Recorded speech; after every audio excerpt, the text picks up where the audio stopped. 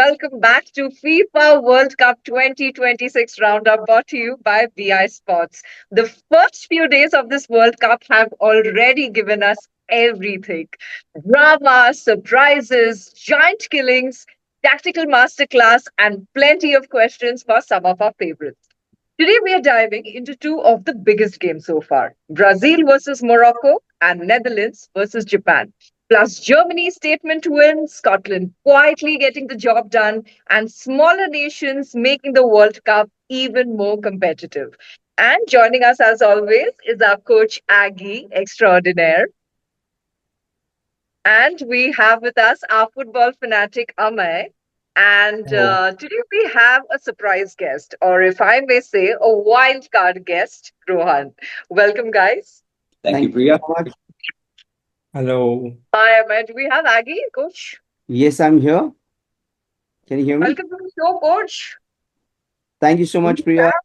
have so many exciting things to talk about today. Absolutely, absolutely. The start has been awesome, and now we're going through a round where teams are participating at all their might. Okay, great. So let's start now with a big match, Brazil versus Morocco. Brazil won, Morocco won. Coach, was this a wake-up call for Brazil or a proof that Morocco belong among the elite? We always rightly believe that Morocco has the edge when it comes to discipline. They are good in their defending. They show their attacking process well against Brazil, and the scoring the early goal against Brazil is not an easy job. It comes through hard work. And Brazil, I would not rate Morocco as underrated, but Brazil was, they have the attacking progress and they have a point to prove. Absolutely. Amay, your perspective? Well, I'd said that this match was going to be cagey, and it was. Brazil didn't really perform to the levels that we know they can perform, and Morocco that doesn't take anything away from Morocco. They've been solid at the back. They've just not given an inch to any of the Brazilian forwards. So kudos to them. Rohan, Jump our in wild there, card and guest. I think isn't Brazil overhyped? I mean, everybody's talking about Brazil taking the World Cup. There's some soothsayer saying Dutch are going to take the World Cup, but Brazil, I feel, for the kind of game that they play, and everybody, anytime that football is on, the World Cup is on, they say Brazil is going to win. So when is the last time they actually dominated a good team? Um, well, this is not a vintage Brazil side by any stretch of the imagination, and but it's still not like they are still five-time World Cup winners, so it's not like they have pedigree in it. So every year increases the probability of it going to be this number six. And now with Morocco, drawing that match, it looks like Morocco might even top that group. So, we don't know what's going to happen next, right? Yeah, it all depends on exactly how the other games play out now. Currently, Scotland's leading the group, if I'm not mistaken. So, you know, up the tartans. So you feel the fan following is going to fall now for Brazil or what? Nah, no, no, no, you can't write off Brazil. Like it's Carlo Ancelotti. Carlo Ancelotti just always raises his eyebrow, and suddenly Brazil make comeback. Any his teams make comeback. So. Okay, great. Coach Aggie, you have anything to add on to that? For me, again, Brazil have the attacking prowess. They have to prove their point. Morocco were defensively well organized and they were absolutely brilliant. The midfield completely competed physically and they look a comfortable side playing one of the favorites.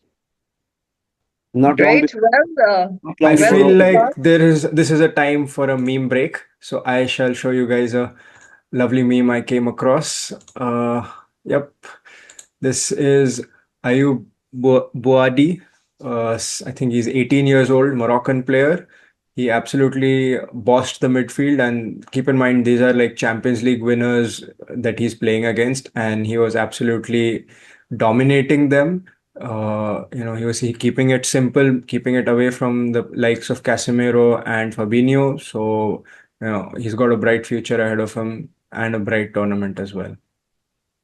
Is that a football guy there, Ame, or is that some actor that I just Oh, saw? no, no, that's Terry Crews from Brooklyn Nine-Nine. It's just Ayub Buadi is a Moroccan midfielder, and he was basically playing like he was like how Terry Crews is fighting So people. Terry Crews is not playing for Morocco, is it?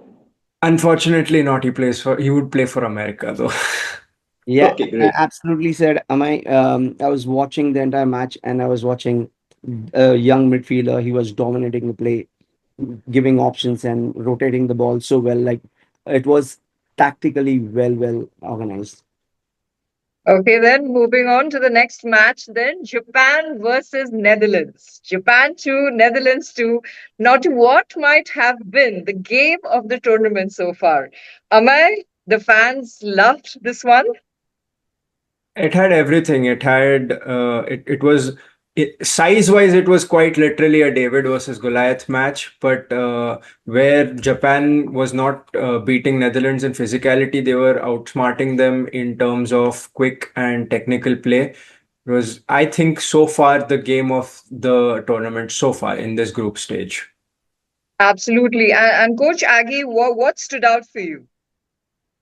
We all know Japan, we call them the samurais, and Japan's mentality was top notch. They know their position, they know the roles and responsibilities very well. They defended tactically and went into attack on the counter breaks, counter attack, that what I call. And this held back and set back in the first half, but the second half, they were all dominant once Netherlands took the lead. So they would definitely want to give an answer, and that's what they did twice. Absolutely. And Rohan, what do you have to say about this, I think the match? Japanese, I mean, they're synonymous with precision.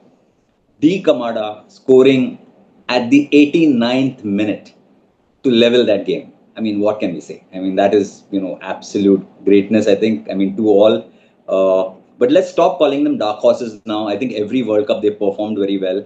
I mean, we still call them a dark horse. So, I still feel that Japan, they definitely have a great chance. And let's see where they go. Absolutely. And Rohan, what about the Dutch? The Dutch, yeah, I've been a big fan of the Dutch from the past. I mean, the three musketeers of the Dutch, Rijkaard and Ruud Gullit, and and there was Van Basten, and now again the Dutch are back in play. There's been some dialogue around the fact that they have this astrology that goes on before the World Cup, and somebody has predicted that it's going to be the Dutch this time. So let's see. So I think they played well, but I mean, any team that leads 2-1 up, I should be taking the match. They didn't. Yeah, Yeah. Amay, your views about the Dutch team? I feel like I personally don't agree with Rohan. I don't think this Dutch team is anywhere close to the Three Musketeers. In fact, it's probably on its declining stages. I think the last World Cup they were in a much better position. Van Dijk is on the decline, and so are most of the midfield as well. They're like slowly turning off, and that is how Japan managed to outwork them and completely cut off their passing lanes, and they managed to pass it around them like they were cones on the ground. Also, shout out to the Japanese keeper Zion Suzuki, absolute wall behind between the sticks. I have a meme for you guys for that as well. Okay, then. Bring it on. Yep, Netherlands just oops. Yep, uh, I shall Netherlands Is that a Netherlands mug? just can't get past Suzuki.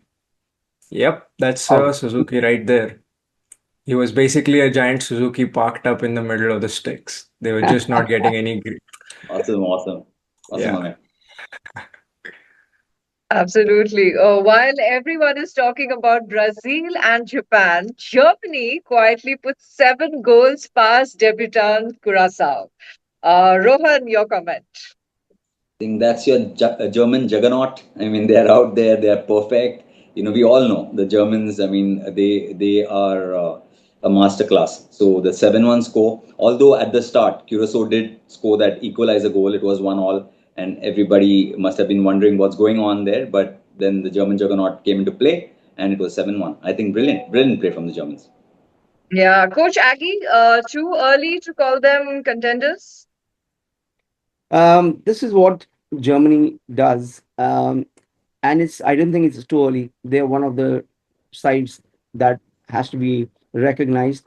People spend months talking about Argentina, France, Brazil, but that's what Germany do. They just keep working harder.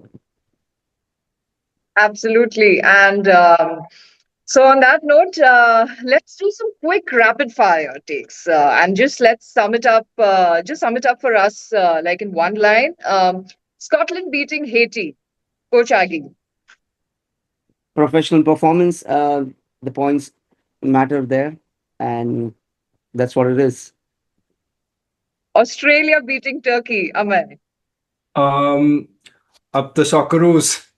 I loved that Australia is, they managed to get to the semifinals last time, if I'm not mistaken. So I think they'll be a contender to get out of the group stage as well. Yeah, Ivory Coast beating Ecuador, Rohan. I think solid proof that the Africans are here to stay, and you never know. I mean, maybe they'll take the cup. Cameroon had done something very similar in the past. They didn't take the cup, but let's see whether the African countries come through this time. Absolutely. And most impressive team so far, guys. We'll start with you, Rohan. For me, I think definitely Japan.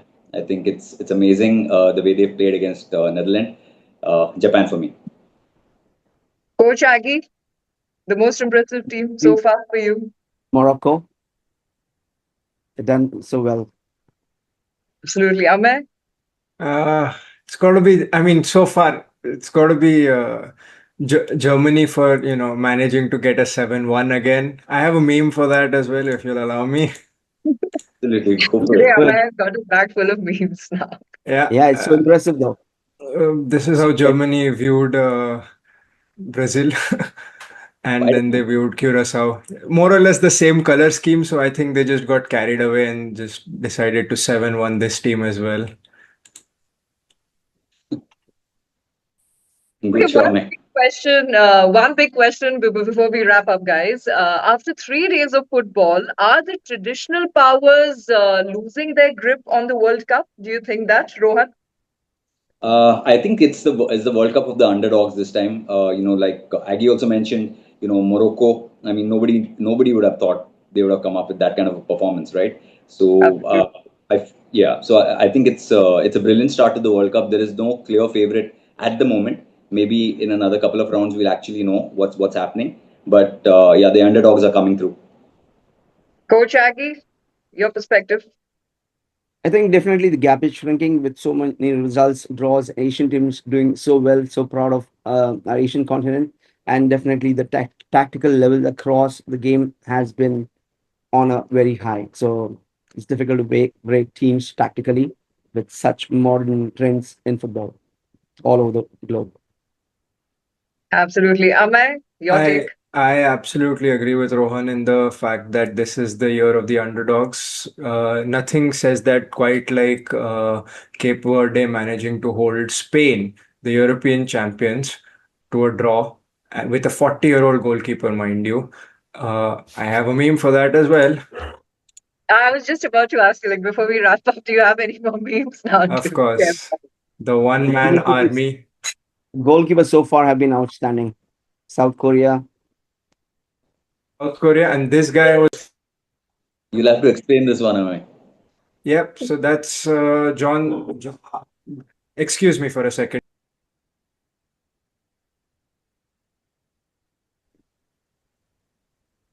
Yeah, so this is the scene from uh, Game of Thrones, and that's Wozniak, the 40-year-old goalkeeper. And this is like the strike force that he was coming up against: Gavi, Ferran Torres, Oyarzabal, Cook, Pedri, Lorente, Ruiz. These are some of the best attackers on the planet, and they just won the Euros a couple years ago, and they basically got put to the blade by this one goalkeeper. Also, I have a second one as well, just because I like the meme. It's Cabo Verde against Spain. Yeah, just uh, just built up a wall in front of the goal and just didn't let Spain have anything. So yeah, that's been my take. Great stuff. Oh, thank you for your memes, Amay.